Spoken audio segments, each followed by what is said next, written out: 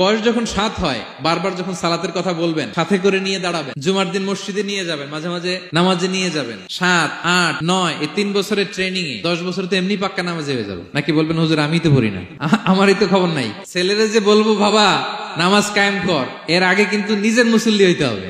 নামাজের ব্যাপারে no consideration, কোনো ছাড় নাই। সালাত আপনাকে পড়তেই হবে যে কোনো পরিস্থিতিতে। এজন্য 7 বছর বয়স থেকে বিশ্বনবী ওয়ার্নিং দিতে বলেছেন। 10 বছর বয়স হলে প্রয়োজনে রূঢ় আচরণ করো, শাসন করো, প্রয়োজনে মৃদু প্রহার করো।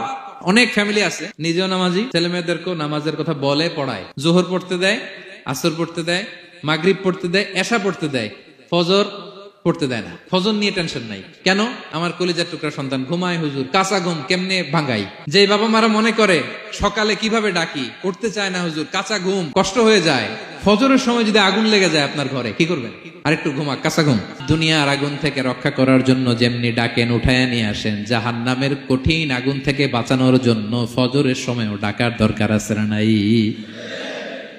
দুনিয়ার আগুনের চেয়ে কমপক্ষে 70 গুণ বেশি তেজওয়ালা। বিষ্ণু বলেন নারুকুম তুকিদুন, যে আগুন দিয়ে কিচেনে রান্না করো, জাহান্নামের আগুন কিন্তু এই আগুন নয়। জাহান্নামের আগুন দুনিয়ার আগুনের চাইতে কমপক্ষে 70 গুণ বেশি তেজওয়ালা। তাহলে ফজরের সময় ডাকবেন তো ছেলে মেয়েকে, হ্যাঁ, নিজেও পড়বেন, ছেলে মেয়েদেরকেও ডাকবেন। আকিমিস সালাহ।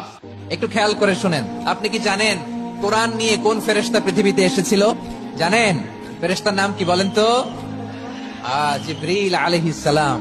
সাইয়েদনা জিবরিল কোরআন নিয়ে এসেছেন, ফলে উনি হয়েছেন শ্রেষ্ঠ ফেরেশতা। বিশ্ব নবীর উপর কোরআন নাজিল হয়েছে, তাই তিনি হয়েছেন শ্রেষ্ঠ নবী।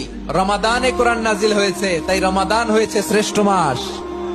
কদরের রাতে কোরআন নাজিল হয়েছে, তাই কদর হয়েছে শ্রেষ্ঠ রাত। আমরাও যদি কোরআন